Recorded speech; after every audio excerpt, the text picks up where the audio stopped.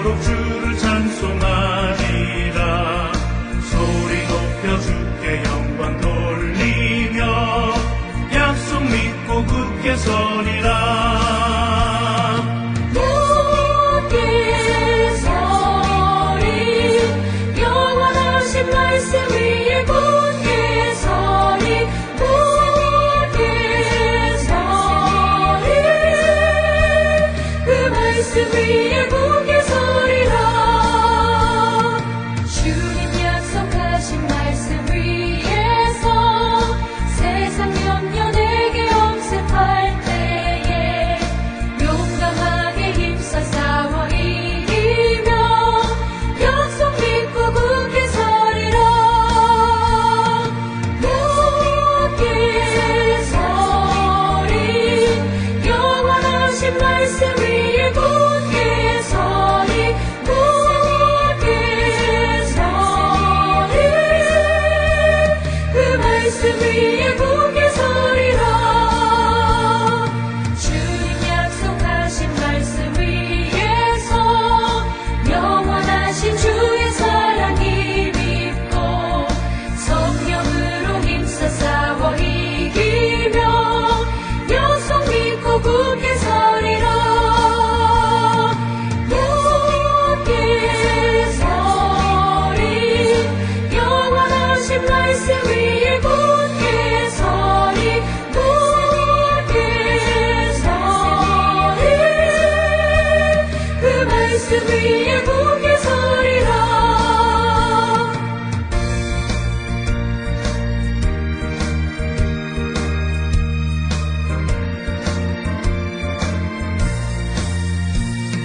주님 약속하신 말씀 위에서 성령 인도하는 대로 행하며 주님 품에 항상 안식 얻으며 약속 믿고 굳게 서리라.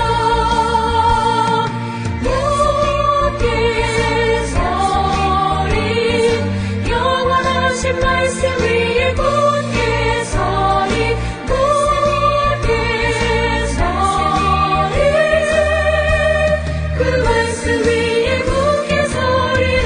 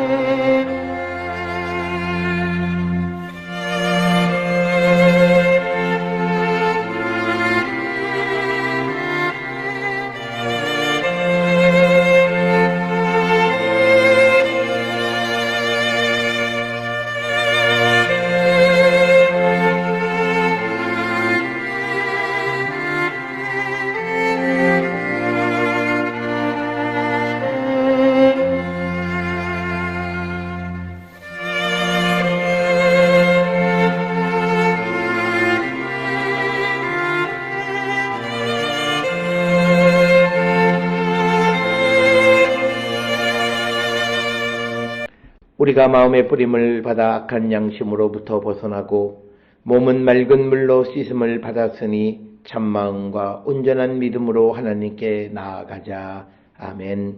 전능하사 천지를 만드신 하나님 아버지를 내가 믿사오며 그 외아들 우리 주 예수 그리스도를 믿사오니 이는 성령으로 잉태하사 동정녀 마리아에게 나시고 본디오 빌라도에게 고난을 받으사 십자가에 못 박혀 죽으시고 장사한 지 사흘 만에 죽은 자 가운데서 다시 살아나시며 하늘에 오르사 전능하신 하나님 우편에 앉아 계시다가 저리로서 산자와 죽은 자를 심판하러 오시리라. 성령을 믿사오며 거룩한 공예와 성도가 서로 교통하는 것과 죄를 사하여 주시는 것과 몸이 다시 사는 것과 영원히 사는 것을 믿사옵나이다. 아멘.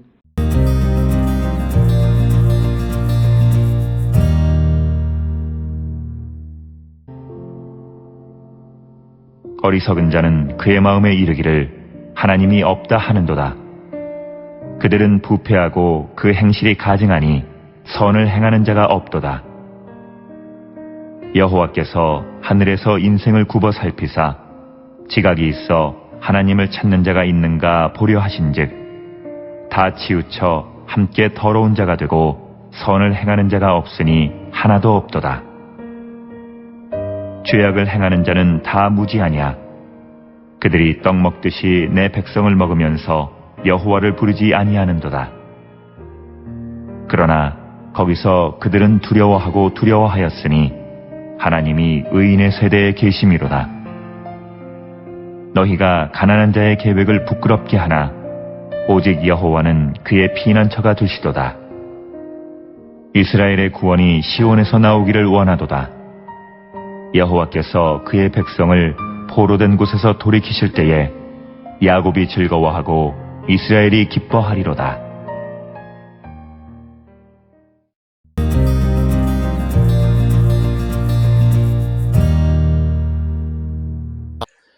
오늘 우리가 함께 읽은 시편 14편 1절로부터 7절에서 다루고 있는 주제는 인간의 사악함 그리고 악인의 어리석음에 대해서 다루고 있습니다. 특별히 시편 14편은 시편 53편에서 전해 내려오는 인간의 일반적인 타락상에 대해서 언급하고 있고 이런 비슷한 주제를 우리가 시편 53편 그리고 시편 14편에서 찾아볼 수 있습니다. 특별히 시편 14편은 우리가 그 문학적인 어떤 관점에서 보면 형식적인 측면에서 시편 14편은 시로 보기는 조금 어려운 측면은 있습니다. 그래서 시편 14편은 하나님에게 말하는 것이 아니라 그에게 말하는 것으로 되어 있습니다. 그러니까 원래 우리가 기도, 이 시편은 직접 화법으로 시인이 직접 하나님에게 언급하는 건데 오늘 주시는 시편 14편에서는 하나님을 그로 말하고 있는 그와 말하는 내용으로 기록되어져 있고 그래서 어떤 주석가들은 이 시편 14편은 어떤 교육적 목적, 가르침을 위해서 기록되어진 시다 이렇게 이해하고 그래서 시편 53편은 시편 14편의 변형이다 이렇게 주장하기도 합니다. 중세 랍비였던 라쉬는 시편 14편은 첫 성전의 멸망에 관한 다윗의 말로 이해한 반면 시편 53편은 주후 70년에 멸망된 제2성전 멸망에 관한 것이다 이렇게 주장합니다. 이런 랍비 라쉬의 주장을 따르게 되면 시편의 우리가 흔히 말하는 저작 연도의 그 범주가 첫 성전의 멸망 그리고 또 70년 주후 70년 제2성전의 멸망까지 확장되어지는 것을 우리가 볼 수 있고 오늘 주시는 이 시편 14편에서 지혜를 요구하는 것인지 우리가 정확하게 이해하기가 어렵고 그리고 이것이 기도인지 하나님 없는 자에 대한 예언적 독설인지도 불분명하다라고 하는. 그래서 이 시편 14편은 어떤 문학적 장르가 매우 모호하다 이렇게 설명할 수 있고 시편 14편의 1절에 보면 다윗의 시 인도자를 따라 부르는 노래 그래서 다윗의 마스길이라고 하는 단어가 생략되어져 있고 그 다음에 이제 내용은 어리석은 자는 그 마음에 이르기를 하나님이 없다 하는도다. 그들은 부패하고 그 행실이 가증하니 선을 행하는 자가 없다. 이렇게 이야기함으로써 시편 53편 2절과 유사한 주제. 그래서 어리석은 자들은 하나님은 없다라고 말한다라고 하는 겁니다. 그래서 그리고 또 그들은 부패해서 가증하고 악을 행하는데 익숙했고 선이 없는 자들이다. 이렇게 이야기합니다. 오늘 주시는 본문의 어리석은 자는 그 마음에 이르기를 하나님이 없다 하는도다. 그래서 어리석은 자가 공공연하게 하나님을 자신 안에서 부인하는 것이다. 그게 어리석은 자다, 하나님이 없는 자다 이렇게 이야기하고, 오늘 주시는 14편 1절에 어리석은 자라고 하는 개념은 어떤 이 단순한 어떤 그 심리적 상태에 혼란 상태에 있는 자라기보다는 그가 무신론자, 즉 하나님을 믿지 않는 자와 동등한 개념으로 이해하고 있다. 그래서 우리가 다른 시에서 말하는 어리석은 자보다는 조금 좀 더 다른 개념으로 설명하고 있고, 이어지는 2절 3절에 여호와께서 하늘에서 인생을 굽어 살피사 지각이 있어 하나님을 찾는 자가 있는가 보려 하신즉 다 치우쳐 함께 더러운 자가 되고 선을 행하는 자가 없으니 하나도 없다. 그래서 2절 3절은 시편 53편 3절과 유사한 개념으로 하나님께서 하늘에서 사람들을 살피시는데 하나님을 찾는 자가 있는가 보시려 한다라고 하는 겁니다.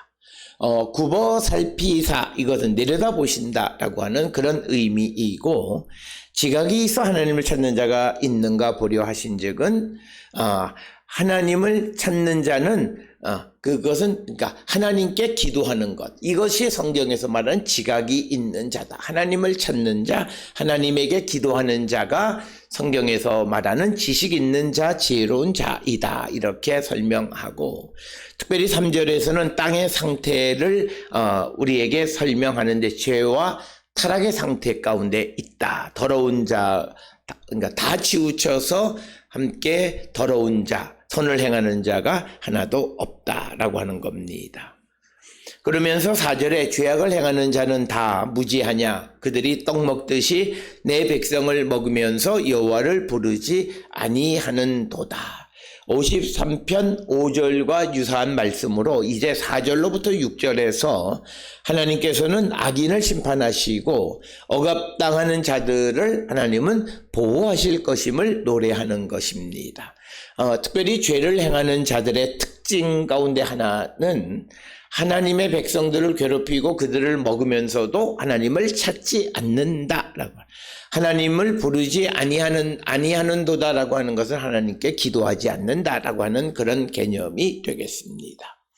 그러면서 5절 6절에서 그러나 거기서 그들은 두려워하고 두려워하였으니 하나님이 의인의 세대에 계심이다라고 하는 겁니다. 하나님이 의인과 함께 계시기 때문에 악을 행하는 자들은 두려워한다. 그래서 여기서 우리에게 보여주는 것은 하나님은 의로우신 분임을 우리에게 가르쳐 주고 있고, 이어지는 6절에서 너희가 가난한 자의 계획을 부끄럽게 하나 오직 여호와는 그의 피난처가 되시도다. 이스라엘의 구원이 시온에서 나오기를 원하도다. 여호와께서 그의 백성을 포로된 곳에서 돌이키실 때에 야곱이 즐거워하고 이스라엘이 기뻐하리로다. 그래서 6절에 의하면 하나님께서는 악인들이 가난한 자들의 계획을 부끄럽게 하지만 여호와는 그들의 피난처, 즉 악인들은 가난한 자들의 계획을 부끄럽게 만들지만 그러나 결국은 하나님은 그 가난한 자들의 피난처가 되어 주신다라고 하는 것입니다. 즉 가난한 자를 안전하게 보호해 주시는 것이 되고, 그래서 결국 악인들은 그 가난한 자들을 괴롭히지만 결국 하나님의 보호 아래 있는 자들을 괴롭히는 것이기에 그것은 하나님의 일을 방해하는 것과 같은 개념이다라고 하는 것입니다. 특별히 이제 마지막 7절 결론에 해당하는 이 부분의 언어들이 매우 모호한데, 많은 주석가들은 시편 14편 7절을 후대에 첨언되어진 것이 아니겠는가 이렇게 이야기합니다. 이스라엘의 구원이 시온에서 나오기를 원하도다, 이 말을 직역하면 누가 시온으로부터 이스라엘의 승리를 줄 것인가 라고 하는 그런 의미이고, 또 오늘 주시는 본문에 여호와께서 그의 백성들을 포로에서 돌리실 때라고 하는 이 번역도 여호와께서 그의 백성의 복을, 행운을 돌이키실 때, 혹은 여호와께서 그 백성의 포로를 돌이키실 때 등 다양하게 해석이 가능하다. 그래서 7절의 본래 의미가 무엇인지 알기가 매우 어렵다라고 하는 겁니다. 오늘 우리가 함께 읽은 시편 14편 1절로부터 7절에서는 어리석은 자들은 하나님이 없다고 말하면서 선을 행하지 않는 자들, 이게 악인 어리석은 자들이다. 그러나 하나님은 하늘에서 하나님을 찾는 자가 있는가를 보시고 하나님을 찾는 자들을 하나님은 도우시고 그들의 피난처가 되시는 분이시다라고 하는 것을 노래하는 것이 되겠습니다. 따라서 우리가 이 땅을 살아가면서 항상 우리가 하나님의 그 날개 아래 피하는 그런 성도가 되어야 함을 우리에게 가르쳐 주시는 말씀이 되겠습니다. 오늘 주시는 본문을 통해서 우리의 삶이 주님을 찾는 지혜로운 자의 삶을 살아가는 자들이 될 수 있기를 주의 이름으로 축원합니다. 기도하시겠습니다. 사랑과 은혜가 충만하신 아버지 하나님, 우리의 삶을 돌아보면서 우리가 하나님을 찾는 자 되게 도와주시옵소서. 예수님의 이름으로 기도드렸습니다. 아멘.